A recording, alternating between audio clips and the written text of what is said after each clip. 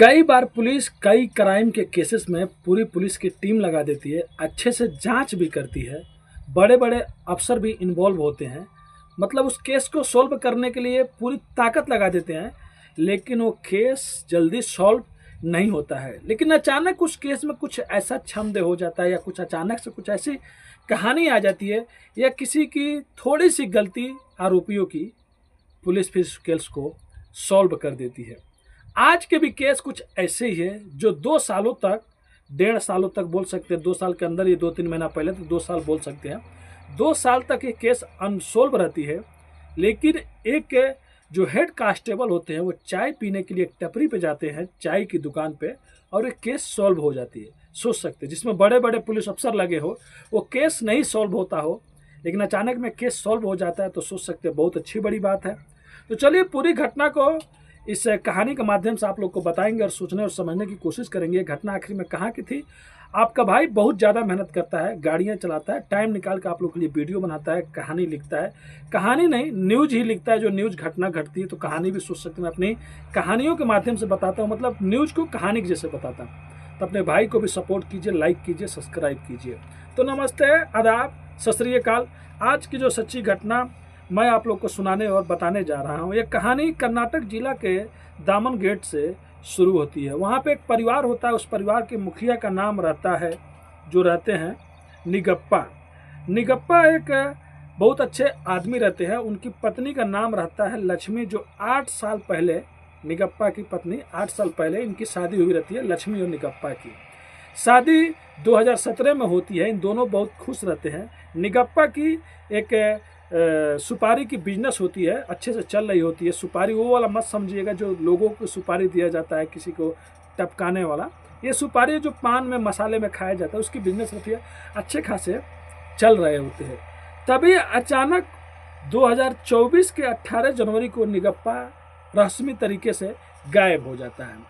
अब 18 जनवरी को गायब होने के बाद उसकी पत्नी जो लक्ष्मी रहती है वो इधर उधर खोजती है, लेकिन निगप्पा की कोई भी खोज खबर नहीं मिलती है। उसके बाद 6 दिन बाद 24 जनवरी 2024 को वो लोकल पुलिस थाना चिन्नागिरी पुलिस स्टेशन में जाके एक रिपोर्ट लिखवा देती है। उसका पति 18 तारीख से गायब है और मिल नहीं रहा है, अचानक में कहाँ चला गया।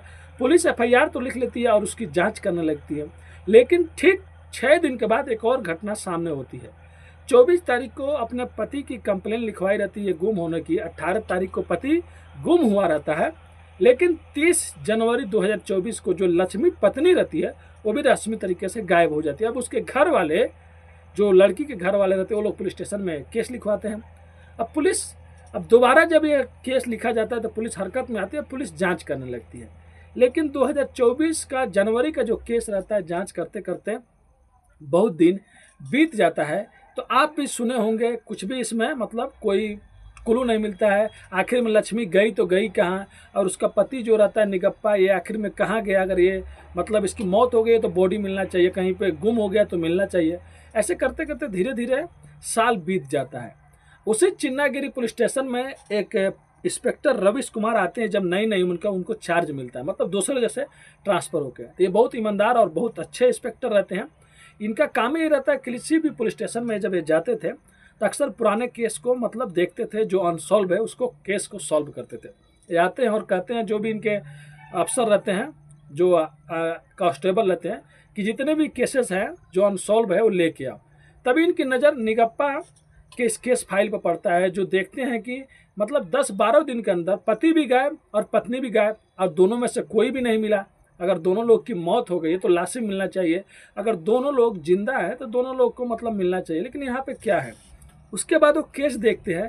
केस देखने के बाद उनको तुरंत समझ में आ जाता है कि इस केस को सॉल्व करेंगे। उसके बाद अपने जितने भी पुलिस में अफसर रहते हैं सबको कहते हैं कि देखो इस केस को कैसे भी सॉल्व करना है। अब उसके बाद उस केस में जुट जाते हैं, फिर से छानबीन करने लग जाते हैं। जो 1 साल पहले केस बंद हुआ था, 25 में केस चालू हो जाता है।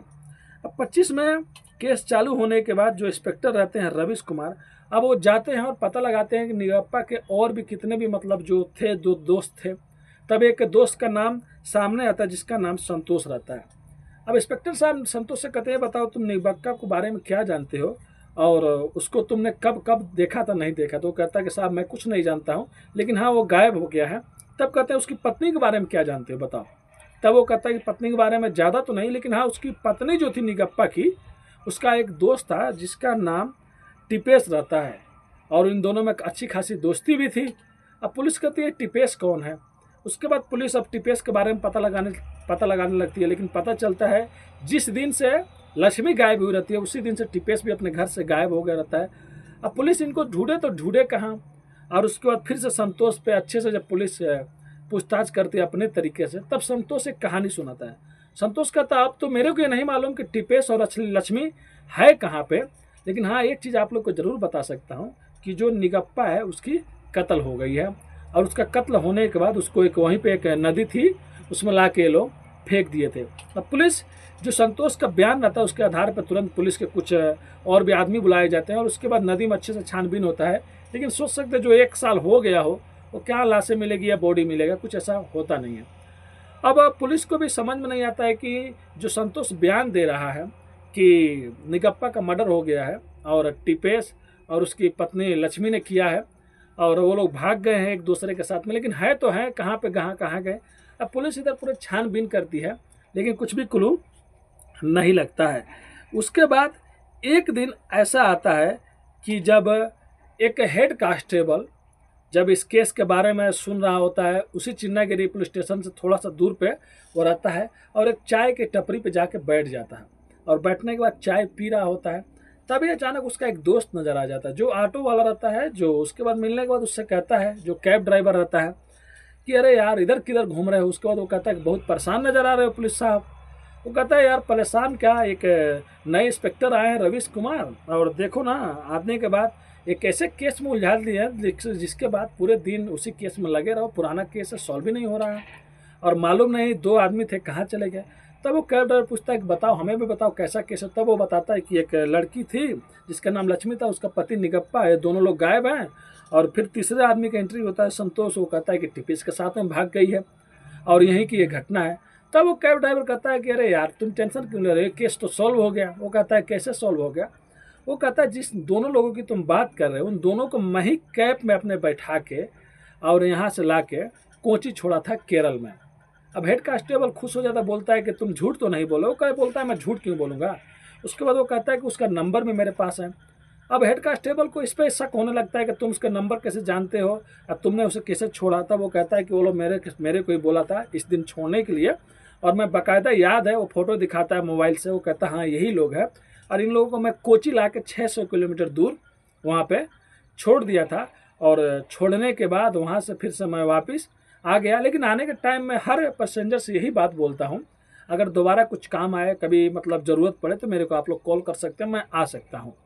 तब उसी टाइम में मैंने अपना नंबर दिया था। उसके बाद उसने इस नंबर पर फ़ोन किया था, तो मैं उसका नंबर सेव कर लिया था टिपेश नाम के नाम से। अब हेड कांस्टेबल खुश हो जाता है, दौड़ते दौड़ते पुलिस स्टेशन जाता है। जो इंस्पेक्टर रवीश होते हैं उनको जाके पूरी कहानी बताता है कि एक कैब ड्राइवर है, ऐसी ऐसी बातें कर रहे हैं और कोची मिला के उन दोनों को छोड़ा गया है। अब कैब ड्राइवर के साथ में एक पुलिस की टीम बनाई जाती है, कर्नाटका पुलिस को, और उसके साथ में कैब ड्राइवर को भेजा जाता है। हेड कांस्टेबल भी जाता है, और जाने के बाद उस नंबर के माध्यम से कोची में ये लोग जहाँ पे रहते हैं तहाँ पे पुलिस पहुँच जाती है। और जाके जब दरवाज़ा खटखटाती है तो अंदर से कोई और नहीं, वही लक्ष्मी निकल के आती है जो 24 जनवरी को 2024 को अपने पति की गुमशुदगी का रिपोर्ट लिखवाने आई थी। लेकिन इस टाइम वो एक दूसरे अपने आशिक के साथ में रह रही थी। पहले वो आती है, उसके बाद उसका पति जो मतलब जिसके साथ में गई रहती है आशिक के साथ में, टिपेश आता है। पुलिस इन दोनों को गिरफ्तार करती है और वहाँ से उठा कर लेके इनको कर्नाटक आती है। अब कर्नाटक आने के बाद जब इन दोनों से पूछताछ होता है, ये बताओ तुम लोगों ने टिपेश का मर्डर क्यों किया। तब जो पत्नी लक्ष्मी रहती है एक कहानी सुनाती है। कहती है कि 2017 में हम दोनों का शादी हुआ था और मैं हमेशा चाहती थी कि मैं माँ बनूं। जो मेरा पति निगप्पा था वो भी चाहता था मैं मतलब पापा बनूं, लेकिन ये दोनों नामुमकिन चीज़ था। हम लोग बहुत दवा कराए, बहुत दारू कराए, लेकिन कुछ भी फायदा नहीं हुआ। उसके बाद एक बार डॉक्टर के पास जब हम लोग चेकअप कराने गए तो डॉक्टर ने साफ साफ कह दिया कि लक्ष्मी में कोई प्रॉब्लम नहीं है, जो भी प्रॉब्लम है निगप्पा में है। अगर निगप्पा में प्रॉब्लम नहीं होता तो तुम माँ बन सकती थी। सोचने लगती है। उसके बाद जो उसके बिजनेस में आते थे, जो सुपारी का बिजनेस रहता है निगप्पा का, उसी में एक लड़का आता था टिपेश। अब टिपेश को देख कर उससे दोस्ती कर लेती है, टिपेश भी उससे दोस्ती कर लेता है और बाद में दोनों लोग मिलने जुलने लगते हैं। बात 2023 की रहती है, लेकिन 2023 में जब लक्ष्मी प्रेग्नेंट हो जाती है तो एक दिन खुद निगप्पा को कहती है कि मैं प्रेग्नेंट हो गई हूँ। अब निगप्पा को समझ में नहीं आता है कि जब उसके डॉक्टर ने साफ साफ कह दिया है कि वो बाप नहीं बन सकता, उसके अंदर में प्रॉब्लम है, तो आखिर में लक्ष्मी प्रेग्नेंट कैसे हो गई। उसके बाद वो कहता है कि देखो ये बच्चा मेरा नहीं है, अब तुम इसको मतलब ऑब्जर्वेशन करा लो। उसके बाद उसको एक हॉस्पिटल लेके जाता है और वो ऑब्जर्वेशन करा देता है, जिसके बाद लक्ष्मी बहुत नाराज़ होती है निगप्पा से और सोच लेती है कि जब तक निगप्पा जिंदा रहेगा वो कभी भी माँ नहीं बन सकती। उसके बाद वो टिपेश के साथ में मिलकर एक प्लान बनाती है, कहती है जब तक निगप्पा रहेगा हम दोनों को एक साथ में नहीं रहने देगा और मुझे माँ नहीं बनने देगा। वो लोग प्लान बनाते हैं और 18 तारीख को ही तीनों आदमी, जो संतोष हो गया और टिपेश हो गया और लक्ष्मी, ये तीनों लोग मिलकर दारू का बंदोबस्त करते हैं और वहीं पे निगप्पा भी बैठ के दारू पी रहा होता है। ये लोग इसको इतना ज़्यादा दारू पिलाते हैं और उसके बाद इसका मर्डर करते हैं। मर्डर करने के बाद उसकी लाश को ला के एक नदी में फेंक देते हैं और उसके बाद ये लोग प्लानिंग करते हैं, 1-2 दिन खोजते हैं। उसके बाद 24 तारीख को जाके पुलिस में कंप्लेंट लिखवाते हैं कि इन पर शक नहीं होगा और उसके बाद 30 तारीख से पहले ये भी अपने आशिक के साथ में फरार हो जाती है। तो ये कहानी सुनाती है लक्ष्मी। तो सोच सकते हैं कैसी पत्नी रही होगी, जो उसका पति ईमानदार था, वही चाहता था कि उसके मतलब बच्चे हो, लेकिन ये दूसरे के साथ में संबंध बना कर रखी थी और अपना मतलब हवस पूरा करने के लिए अपने पति को कत्ल कर देती है। तो सोच सकते हैं ये सितंबर 23 तारीख को केस सॉल्व हो रहा है। अभी सितंबर का महीना तो ख़त्म हो गया, शायद मेरी कहानी आप लोग को अक्टूबर में देखने को मिलेगी, लेकिन जनवरी से अक्टूबर सोच सकते हैं लगभग 1 साल 10 महीना हो गया। अगर वो नए वाले इंस्पेक्टर साहब नहीं आते तो शायद एक केस सॉल्व भी नहीं होता। मतलब बस माँ बनने के लिए और अपनी हवस पूरा करने के लिए 8 साल पति जिसके साथ मरे, जो इसका ख्याल रखता था, उसका भी कत्ल कर देती है। फिर ये होने के बाद फिर से एक बार और उस नदी में पुलिस वाले जो भी लोग रहते हैं वो लोग जांच करते हैं कि शायद लाश मिल जाए, लेकिन लाश नहीं मिलता, बॉडी नहीं मिलती है।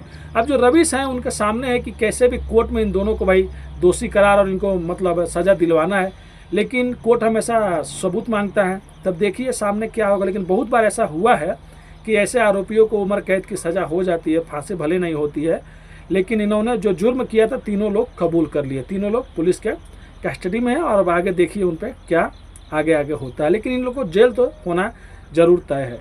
ये कहानी सुनाने का उद्देश्य किसी का भी दिल दुखाना नहीं है दोस्तों, बस आप लोग को जागरूक और सचेत करना है अपने कहानियों के माध्यम से। अगर आप भी हमारे चैनल पे नए हैं तो चैनल को आज सब्सक्राइब, लाइक, शेयर, कमेंट करना मत भूलिए। मिलते हैं नेक्स्ट वीडियो में फिर से कुछ सच्ची कहानियों के साथ। अभी के लिए अलविदा लेते हैं आप लोगों से। धन्यवाद।